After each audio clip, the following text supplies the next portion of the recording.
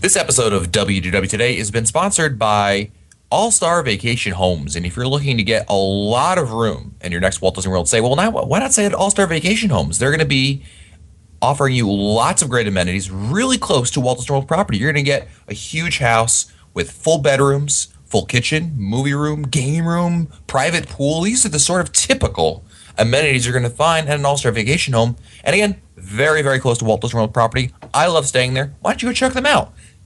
Go to www.allstarvacationhomes.com.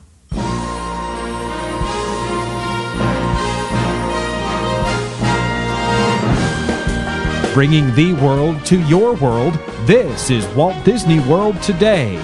Here are Mike Scopa, Len Testa, Mike Newell, and your host, Matt Hochberg. StudioCentral.com. Joining me on today's show is Mike Scopa, a senior feature writer and blogger for allears.net. Welcome, Mike. We are alone, struggling to survive. Spaceship Earth. Right? Very good. Also joining us on today's show is Len Testa, co-author of the Official Guide to Walt Disney World, which is at touringplans.com. Len, any plans for the weekend? Yes. Everywhere I go this weekend, as soon as I get in the door or I see someone I know, I'm going to jump up and I'm going to say, "Enthusiasm rocks!" And I'm going to give a fist pump as I do it. And then I'm going to go, "Woo!" I think everyone should do it. Enthusiasm rocks! Woo! Just like Watching that. too much Glee. Oh, I made a Len Testa reference the other day, Len. I was dropping my wife off at the car place to get her car repaired, and as she was walking out, I said, "Make good decisions." Good choices. Yeah, vegetables. That's what you yell at your daughter. So I do exactly. That or thanks for the ride, lady. You know, when Don drops me off somewhere. It's always good. Also joining us on today's show is Mike Newell of Mouse World Radio. Mike, how is New York City this time of year? It's cold. It's starting to get dark at 4:30. It's that time of year. But you know what? I would say I'll go there.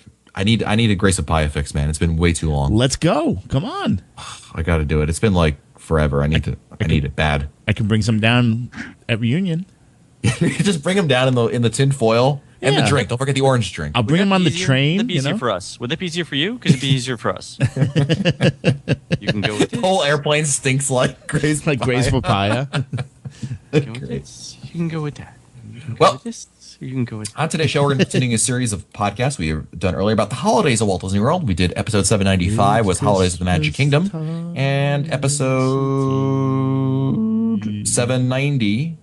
No, it wasn't 790. Oh, it was Monday's episode. We need an archivist. 796 was about holidays in Epcot, and you'll Sorry, find Governor? those, of course, at the WDW Wiki, like Len mentioned. www.com/wiki. But today we're going to be talking about Animal Kingdom and the Disney World resorts and what they do for the holiday stuff. So let's start with Animal Kingdom. And Animal Kingdom does the Jingle Jammin' Parade, right? That's what it's called? Mickey's Jam and Jingle Parade. Jam and Jingle Parade. Right. So this is a parade that I don't think I've ever seen, to tell you the truth, because I don't waste my time in the park. Who's seen the parade? I have. I have. Okay, I have talk not. about it. Go jump. What do you like about it? You like it? Not like it? What's it about? Scopa? Well, I saw it once and I haven't gone back. That's exactly what it's. I mean, the parade in the Animal Kingdom isn't great to begin with. It's sparse.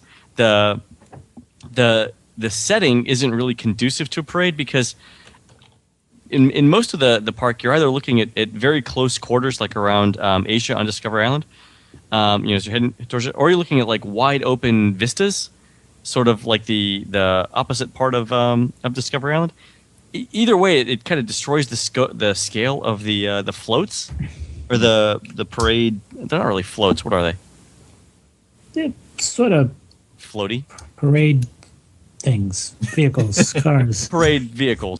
So Are they? Is it an overlay like the Stars and Motorcars parade used to be, where they just put like garland? I think all it over? is. I think Yeah. I think it is, and I think that's what it is. I think it's almost one of the things that. it's an afterthought. I mean, it's one of these. Let's run out to Eckert's 20 minutes before we need to do it. Let's grab all the garland and crap we can, and throw it on there. And I'm only being slightly facetious there. Just can't think of the Animal Kingdom and Christmas like I can think of like the other three parks. You can kind of Epcot with Christmas and Magic Kingdom, Mickey's Very Merry, and the studios, even the studios, with Osborne, but Animal Kingdom just Yeah. doesn't do it. And it's really the only holiday stuff that they have going on over there, right? There's nothing else in the park that they do for the holidays. As far as I know, that's it. You know, Yeah. they need to dress up some of the Tommies as reindeer on the safari, and kind of like group them together with a sleigh. I think that'd be It's hysterical. called Tommies. I think it's a great. That would make it a little more interesting. Wouldn't that be? Yeah, unfortunately, there's not much else that goes on in Animal Kingdom besides the usual decorations you'll see here and there. Yeah, it's really not. It's really not an animal themed holiday other than the reindeer. Yeah. Oh, and Frosty the Snowman. They should totally do Frosty like in the hippo pool is melting. They should just mess with all the exhibit areas and just put all these different holiday references in there. They should put half a reindeer in the lion exhibit. Yes, yes, come along nicely.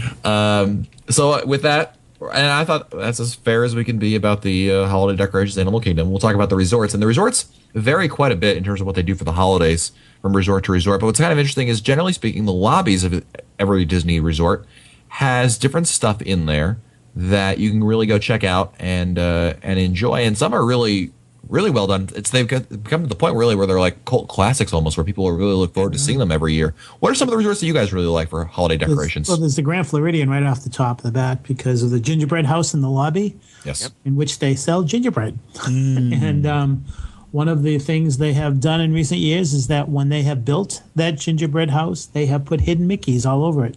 No, So really? guests, yeah. So you can go to the lobby and look in, and you can find. I think there's every year they put a certain number, and they tell you look for the hidden Mickeys. Yeah, and also in the beach club, when you walk in the beach club, there's a gingerbread carousel. Yeah, I know they're hidden Mickey's there. Yeah. Yeah, the hidden Mickey's there too. I swear, one time I think the cast member was just playing with me. He told me there were like 17 hidden Mickeys on the carousel, and dude, I stared at that thing till I thought my eyes could melt the chocolate. I could find like 12. I mean, I was looking at every single dot on that stupid carousel. I had to spend a good 90 minutes looking at that thing. I couldn't find all of them. I mean, it was to the point where my eyes hurt and my head started to pound, and I had to give up. No, I remember Scopa mentioned buying gingerbread in the Grand Floridian. I remember you bought gingerbread last year was it the Beach Club? Yeah, I was at the beach club. I go every year and pick up a couple of I don't know what you would call them, tiles. Every year, I pick them bricks. up. No, they're like tiles. They're almost like shingles, almost frosted, lovely shingles. Do you think? I mean, it tastes something different than your usual variety of gingerbread. No, but you know what? You know it's fresh or semi-fresh because it was made, just for the house. Yeah. So it's nice because it's not the hard gingerbread that's sitting on your store shelves. So it's Really? you know what? It's fun. It's got a little stamp on it. This is Beach Club. It's nice. Yeah, It adds to the whole. You walk into the lobby and there's that smell, that aroma of it's the house and Christmas. It's just that's all part of the fun. I really like they do at Boardwalk in their lobby. They have like they changed it from year to year, but I remember there's always like they do a whole display over there. I think it's also made out of gingerbread, and they really go. It seems like the deluxe resorts really go nuts with their displays and really make it like Len mentioned the carousel and having the hidden stuff that's in there, and the Boardwalk Resort does the same thing. And I really think it's really one of the resorts that I look forward to checking out each and every year to see what they've got going on over there. Just going in there, going in the lobbies. The lobby is really what you're going to be looking at mostly, and seeing what they have over there and checking out a lot of the decorations. And it's kind of a nice little thing to do, especially if you're going. You want to do like the monorail resorts and go check those out, or the Epcot resorts and walk around Epcot and the Boardwalk area and Beach Club, Swan and Dolphin. I remember, speaking of the Swan and Dolphin, do you guys remember when we used to have Mouse Fest a couple years ago? They had I don't remember if it was Swan or Dolphin. They had an immense Christmas tree, like a huge one. Oh yeah, Dolphin. the Dolphin. Yeah. Yeah, it went to I don't know how tall it was, but it was gargantuan. A million feet tall. Yeah. Yeah. Yeah, pretty much. I think that's exactly how much it was. Actually, it was 999,999 feet, Len, because if it was a million, they'd have to put a beam Beacon on on it. top. Right, They had a little train that You're went around and stuff. Yeah, You're right. There's actually a full size train. yeah the trees that. Go ahead, Len. Sorry. I have a map of Disney World. It's to scale. Oh, wow. The there are several resorts that have trees that really everyone should, when they're down there, especially if they're going to Orlando for the first time around the holidays, they should visit Animal Kingdom Lodge, Wilderness Lodge, Grand Floridian. I guess those are the three, and Swan and the Dolphin. I believe those are the four. Those are the four resorts that have the biggest Christmas trees in the lobby, especially. You said Wilderness Lodge, right? Yeah, especially the Animal. I think the Animal Kingdom Lodge tree is the most unique. A really cool idea also is, and this is more so when you get closer to Christmas, like, maybe the last couple weeks in December, but at Fort Wilderness at nighttime, it's great to walk around Fort Wilderness and check out the people. The campers all deck out their campgrounds the people that are there in like their huge RVs, and they really go nuts with it. They have tons of lights, and it's like a mini Osborne Lights kind of thing going on over there. And the thing is, it changes every year. You don't know what you're going to see from time to time. Yeah. So definitely, for someone who's going like next week in November, it might be a little more hit or miss. But if you're going in December, especially the last, maybe 3 weeks of December, go there at night. Just walk around. There's no problem at all. You just walk around through the campground, and you're going to see a lot of great displays. If anything, you just hop on the bus and just ride the bus around and kind of get an idea of what there is. And that's a really, really cool thing to do. It's a lot of fun. Yeah. What are some other What are some other stuff at the resorts that Disney does that you guys like for the holidays? I think Scopus hit on the big ones. Every one of the resorts though does something little. Old Key West has a just some not garland but wreaths.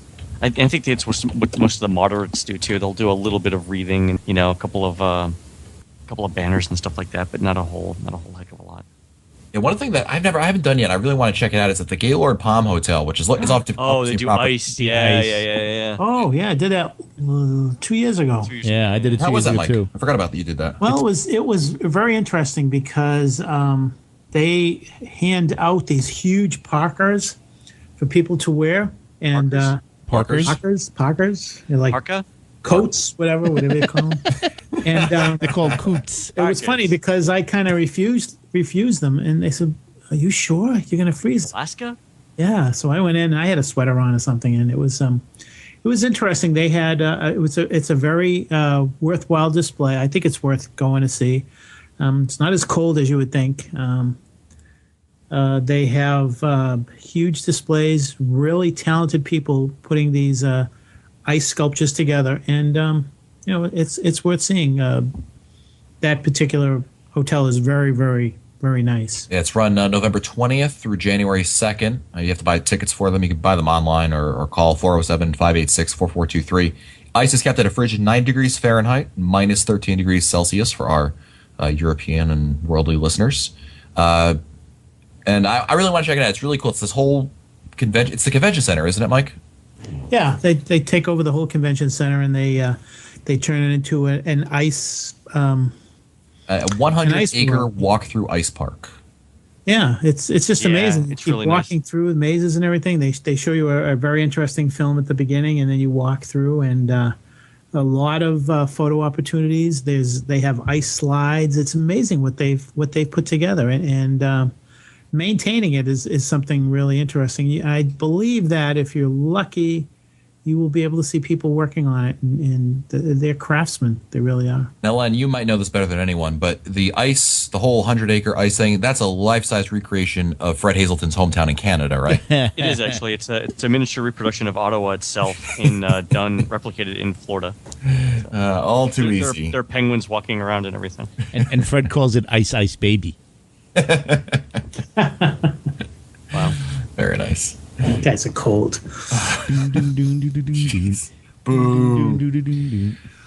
Yeah, there's quite a bit to do. I mean, in the parks, outside the parks. Be sure to, if you've never taken a chance to go around, it's a great idea for like those. People always ask us, well, we're getting in. What do we do that day? You don't want to, burn a day. Maybe the day you're leaving. It's a great opportunity if you've got like a couple hours. Just go resort hopping, walk around. Check out the different things that they have over there, because I think you're going to find something that's really interesting. And whether it's the kids enjoying it or just enjoying like the hidden Mickey stuff, like Len mentioned, I think there's quite a bit to do. So there's a lot to check out, and every year it's a little different. So it's kind of nice that Disney puts all this stuff on each and every year for all of us. Hey Matt, one more thing. Isn't there a sleigh ride that is offered at Fort Wilderness? Yes, you're right about that. I forgot about the sleigh ride. Yeah, they do a. In Halloween they do a haunted sleigh ride. Have any of you ever done it before? Not the haunted one, the Christmas one. Nope, not me. No. We don't get out very much. We just record podcasts. That's all. Yeah. Well, we know about all this stuff, but we never do it. Yeah, the holiday sleigh rides. It's $60 a person. Wow. A person? Wow. December 1st through December 30th. Wait, is it per person? Can't be $60. No, it's not per person. I'm sorry. It can accommodate 4 adults or 2 adults with 3 children, ages 9 or under. Okay, sorry. Say, I would expect a lot of gingerbread for that. Yeah, jeez. It's a 25-minute sleigh ride that departs every 30 minutes from 5:30 p.m. to 9:30 p.m. Check-in is at the blacksmith shop area at the settlement. Same place you check in if you go to near like Hoop-de-Doo over there. And so basically 4 adults or 2 adults and 3 children. So maybe that's something. Maybe one of our listeners, if you've ever tried it, send us an email and we'll read it on the show and we can your thoughts on the holiday sleigh rides. Whoop-de-doo. Very good. Well, that's going to do it for us today. I want to remind all of our listeners that this episode of WDW Today has been sponsored by All Star Vacation Homes. And, you know, we're talking about the holidays and where to go for Walt Disney World. But you know what? Nothing says a great holiday stay like an All Star Vacation Home, because you're going to be able to go to your own home, get lots of space for everybody there. No matter how many people you bring, you want to bring 4 people, you want to bring 8 people, you want to bring 16 people, they can accommodate that. And the best part, great prices. Go check them out online at www.allstarvacationhomes.com. If you want to find our older episodes, read our show notes, or send us your comments, you can visit us online at wdwtoday.com. Don't forget our next live show is on November 28th at 8 o'clock p.m. Eastern Time. For Len Testa, Mike Scopa, and Mike Newell, I'm Matt Hochberg. We'll see you on the next show. Stupid Judy, stupid energy. This has been a production of Mouse World Radio.